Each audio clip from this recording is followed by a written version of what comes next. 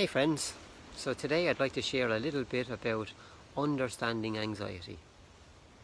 So for many of us, we have observed throughout our life that when someone yawns, a couple of seconds later we tend to yawn ourselves. Now there's many theories out there as to why this happens, and one of them is our brains, upon witnessing someone yawning, perceives that there's a lack of oxygen in the air and we take in oxygen to survive. Now, if this were to be true, it's a misinterpretation of the environment. And this is one of the ways anxiety works, a misinterpretation of the environment. So, for example, we tend to avoid social gatherings, city centres and supermarkets, saying that there's too many people there, it's too loud, too busy, too much stimulus, and it causes me anxiety. Now, it has been my experience, having worked in a supermarket for maybe 5 or 6 years, that I brought the anxiety to work unconscious, unacknowledged, and I actually called a meeting with my manager maybe 2 or 3 years into my job, something like that, and I told them the lights were too bright, the bells were too loud, the noises were too often, and it was causing me anxiety.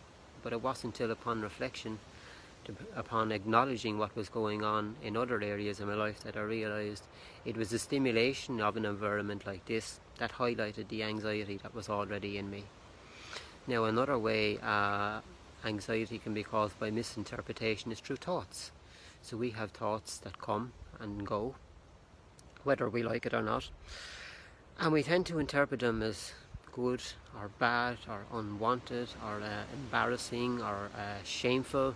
And a lot of this misinterpretation comes down to our culture, and culture begins at home. It continues in our cities, in our countries, and you know what circles we're surrounding ourselves with, and it's the meaning we give to the thoughts that misinterpret them as being good or being bad. So these are some of the ways in which anxiety can work through misinterpretation. Now, one more thing about anxiety is, for me, it can be very spooky. There is an awareness of the sensations in the body, as in the heart racing, the sweaty palms, the agitation, the twitchiness and something, but I found it very spooky. I found, although I was aware of what was happening around here, I was very much up here in a spooky, scare type of environment. And one of the things that helped me was to just hold something natural. Just hold a stick.